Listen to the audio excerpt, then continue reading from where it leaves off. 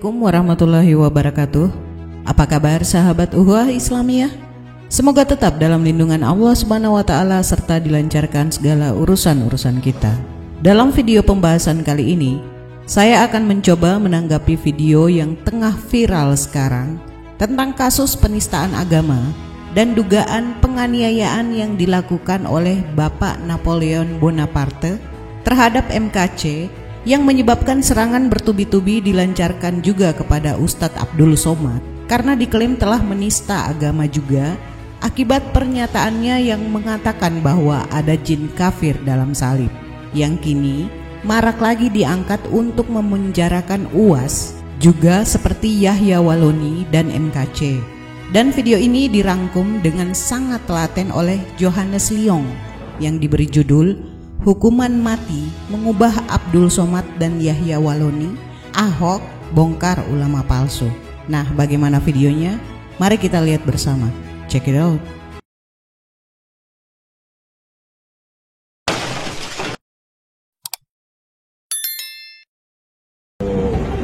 Kasus penganiayaan terhadap saudara MK, tentunya Polri ingin menyelesaikan masalah ini secara komprehensif. Pertama, mengapa penganiayaan itu terjadi di rutan Barreskrim Polri? Setelah memeriksa itu 18 saksi. Dan penganiayaan dia di atas 5 tahun, Mas. Dan terkait pemecatan segala macam itu tentunya ada divisi Propam yang akan melakukan. Apa yang dilakukan oleh Pak Napoleon Bonaparte ini main hakim sendiri. Nah, ini yang disayangkan ya. Kalau seperti ini apa bedanya dengan seorang teroris? Nah, ini berbahaya. Agama hanya dijadikan pembenaran untuk melakukan perbuatan main hakim sendiri. Jangan lupa bahwa Bapak Napoleon Bonaparte ini adalah sudah divonis suap, dan suap itu juga diharamkan oleh agama. Tidak apa-apa mencuri, tidak apa-apa korupsi, tapi tidak menghina agama loh. Sama saja perbuatan mencuri pidana itu juga diharamkan oleh agama. Baik, mari kita cermati secara bijak. Untuk kasus penganiayaan MKC ini yang dilakukan oleh Irjen Napoleon, saya rasa sudah selesai ya. Karena Bapak Napoleon juga telah menerima sanksi hukuman dan dia sadar sesadar-sadarnya atas tindakannya tersebut dan siap bertanggung jawab. Memang dalam hal kasus penistaan agama merupakan hal yang sangat sensitif. Ketika seseorang mendengar keyakinan kita dilecehkan atau dihina, terkadang tidak kebanyakan orang bisa take control, meskipun orang tersebut adalah orang terpandang apapun pangkatnya. Ketika hati tergerak, dia tidak akan bisa mengontrol emosi yang sudah hampir meledak dalam dirinya. Maka dari itu, seorang yang mengaku dirinya sebagai apologet, baik itu dari Islam maupun non, tetap jaga lisan Anda, jangan asal mangap, jangan asal hina, tanpa bukti dan pemahaman yang benar. Tidak ada ayatnya Muhammad masuk surga.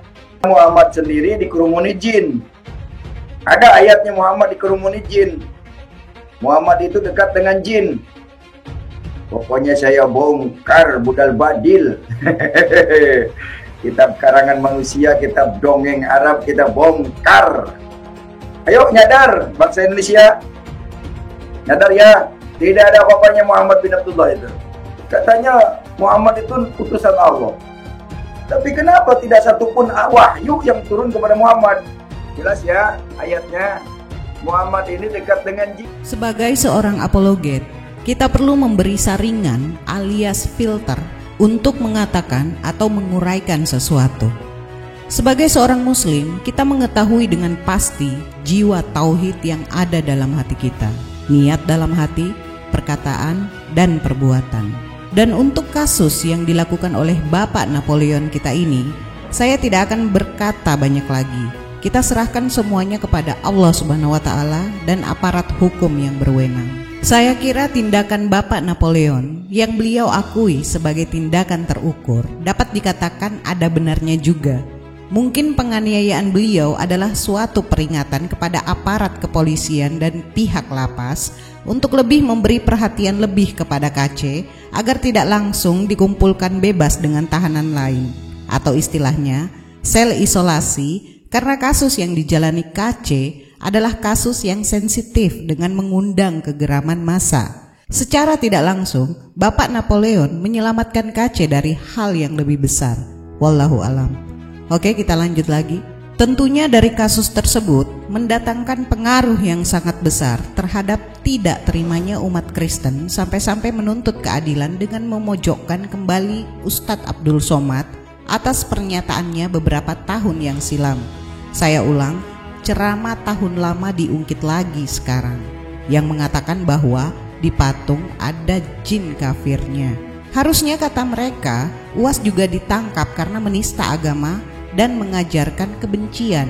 Kalau dalam istilah catur, mereka lagi cari remis. Nah, bagaimana video komentar mereka? Mari kita lihat bersama dan bahas satu persatu. Check it out. Bebas dari masalah atau persoalan hukum. Pak Abdul Somad, Anda bisa saja lolos dari jerat hukum.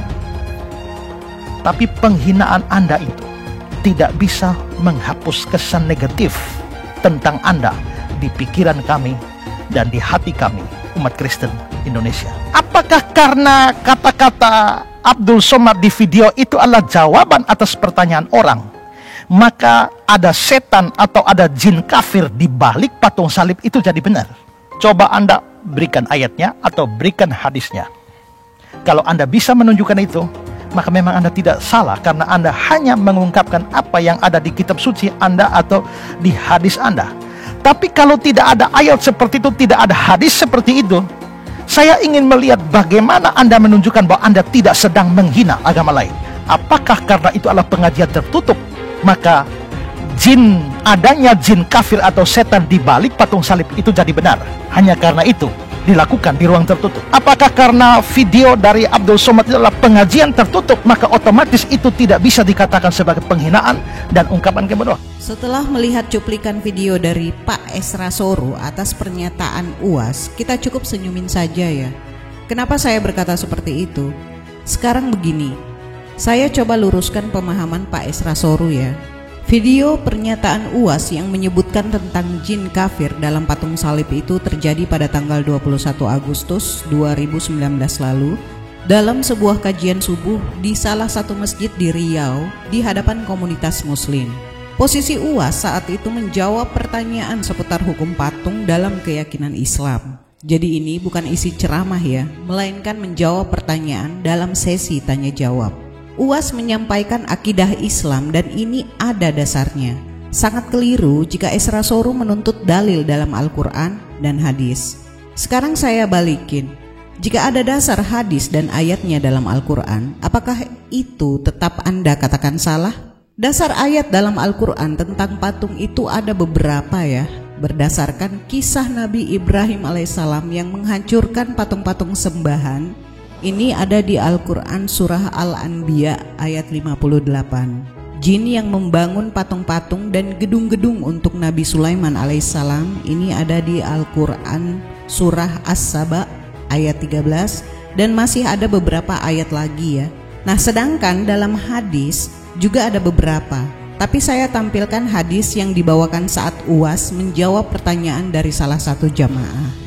Malaikat tidak mau masuk rumah yang di dalamnya ada anjing dan patung. Hadis riwayat Bukhari dan Muslim. Nah, dari sini kita dapat menyimpulkan bahwa Allah Subhanahu wa taala yang Maha Ahad melarang adanya sesembahan-sesembahan selain dirinya. Al-Qur'an surah An-Nisa ayat 48 yang berbunyi, sesungguhnya Allah Subhanahu wa taala tidak akan mengampunkan dosa syirik mempersekutukannya dengan sesuatu apa jua, dan akan mengampunkan dosa yang lain dari itu bagi sesiapa yang dikehendakinya menurut aturan syariatnya. Dan sesiapa yang mempersekutukan Allah Subhanahu wa taala dengan sesuatu yang lain, maka sesungguhnya ia telah melakukan dosa besar.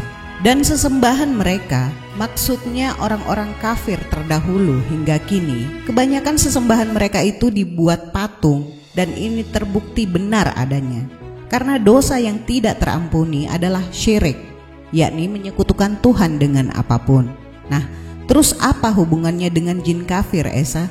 Jin itu tugasnya menyesatkan manusia, berusaha memalingkan manusia dari Allah Subhanahu wa taala seperti yang tertulis dalam Al-Qur'an surah Al-Hijr ayat 39 sampai 40 yang berbunyi, iblis berkata, "Ya Robku, oleh sebab engkau telah memutuskan bahwa aku sesat, pasti aku akan menjadikan mereka memandang baik perbuatan maksiat di muka bumi, dan pasti aku akan menyesatkan mereka semuanya, kecuali hamba-hambamu yang ikhlas di antara mereka. Ini ada juga di Al-Quran surah Al-Hijr ayat 42 yang berbunyi, sesungguhnya hamba-hambaku yang ikhlas, tidak ada kekuasaan bagimu terhadap mereka, kecuali orang-orang yang mengikuti kamu, yaitu orang-orang yang sesat.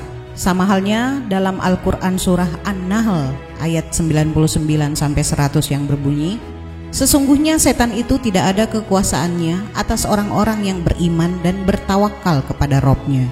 Sesungguhnya kekuasaannya atau setan hanyalah atas orang-orang yang mengambilnya jadi pemimpin dan atas orang-orang yang mempersekutukannya dengan Allah.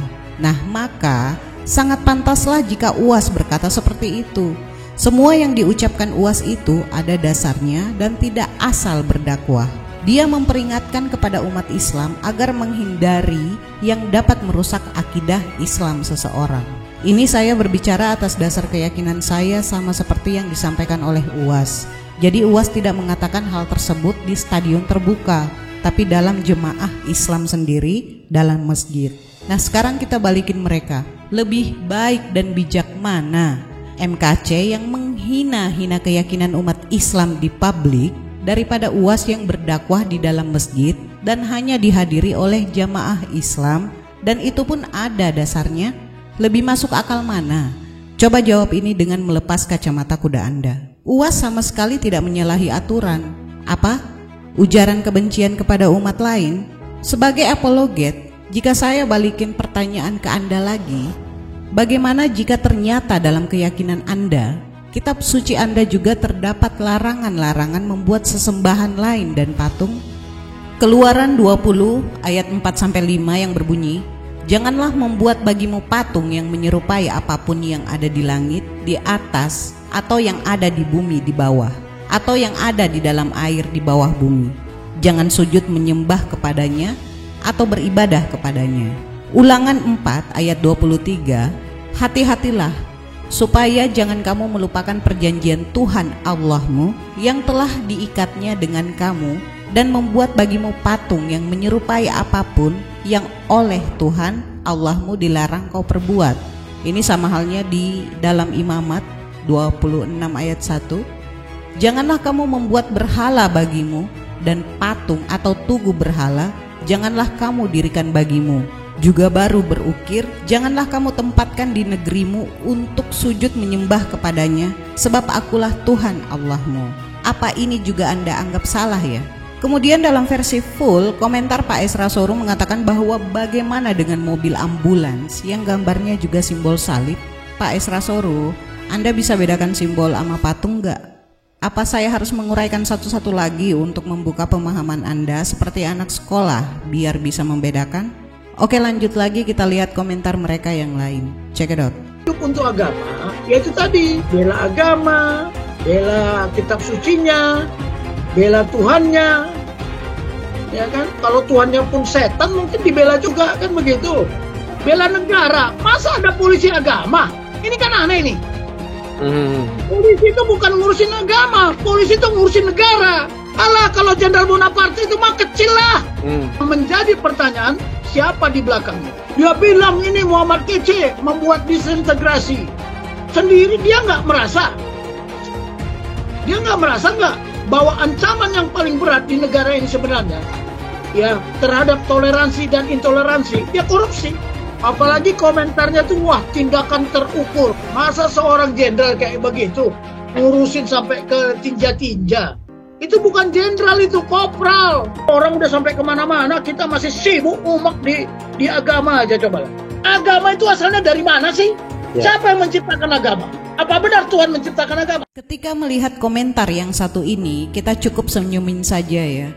Apakah seorang jenderal tidak memiliki agama, Pak? Katanya tadi di awal bela agama, bela kitab sucinya, bela Tuhannya, dan bla bla. Sepertinya Bapak yang satu ini harus melihat lagi aturan undang-undang tentang keagamaan biar tidak diketawain ketika berkomentar ngasal.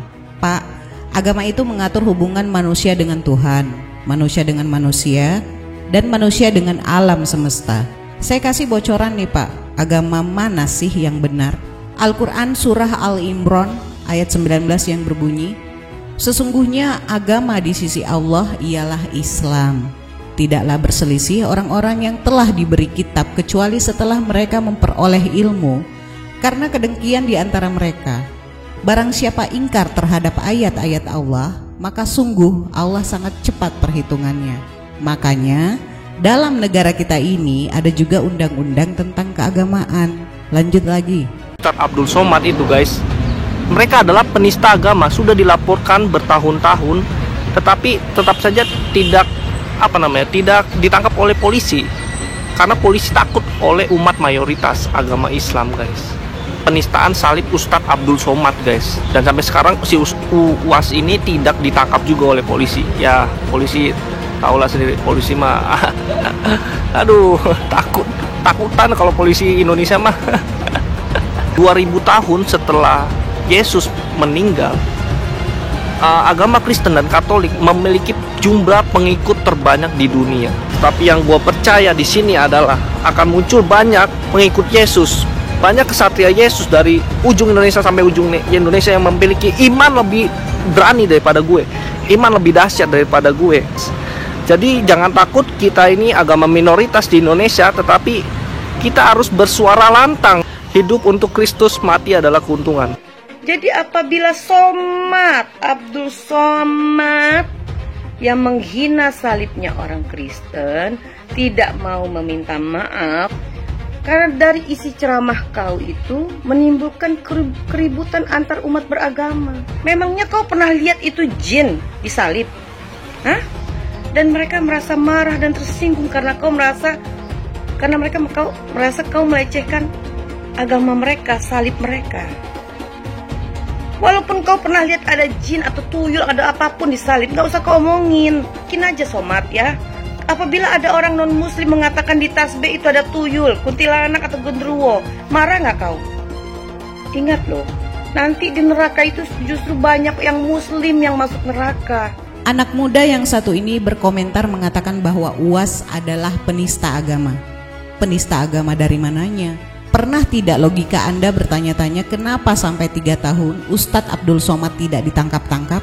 Ya karena polisi atau aparat tidak menemukan letak penistaan agama UAS. Karena sekali lagi saya ulangi, UAS berdakwah di ranah komunitas jemaah Islam, menyampaikan ajaran Islam sesuai Al-Quran dan hadis. Ada dasarnya.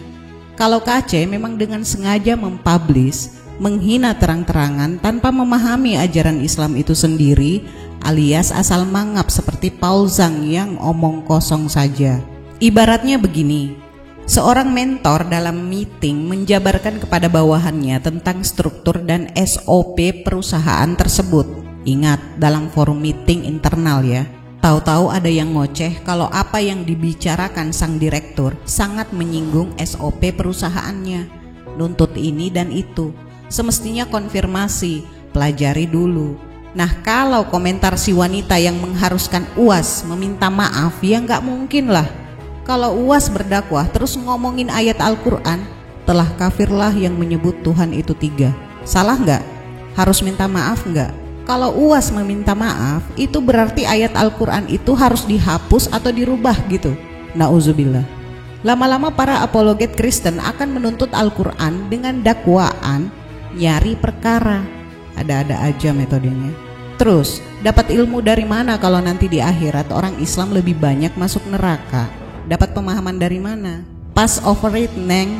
Ayatnya katakan, bukan enter it. Otaknya nangkep nggak? Saya rasa cukup ya. Tetap jaga akidah Islam kita, jaga tauhid kita, jaga persatuan jalinan uhuwah Islamiyah dalam ikatan diinullah. Saya tutup dengan sebuah ayat dalam Alkitab, Galatia 3 ayat 13 yang berbunyi, Kristus telah menebus kita dari kutuk hukum Taurat dengan jalan menjadi kutuk karena kita. Sebab ada tertulis, terkutuklah orang yang digantung pada kayu salib. Mungkin ini yang menjadi dasar dari mereka ya, agar Ustadz Abdul Somad harus meminta maaf agar bisa selamat dari hukuman. Karena Paulus mengatakan bahwa terkutuklah orang yang digantung pada kayu salib, dan tidak meminta maaf maka ia tidak selamat dari hukuman. Wallahu alam. Dan nasihat untuk kali ini adalah, orang kafir jika disuruh mikir bagaikan makan kuaci, kenyangnya minimal, lelahnya maksimal, pinter kagak, sesatnya yang overload. Saya akhiri pembahasan kali ini, semoga ada hikmah dan pembelajaran yang bisa kita petik. Kurang lebihnya mohon dimaafkan. Akhir kata, Maha benar Allah dengan segala firman-Nya. Allahumma salli ala Sayyidina Muhammad. Wassalamualaikum warahmatullahi wabarakatuh.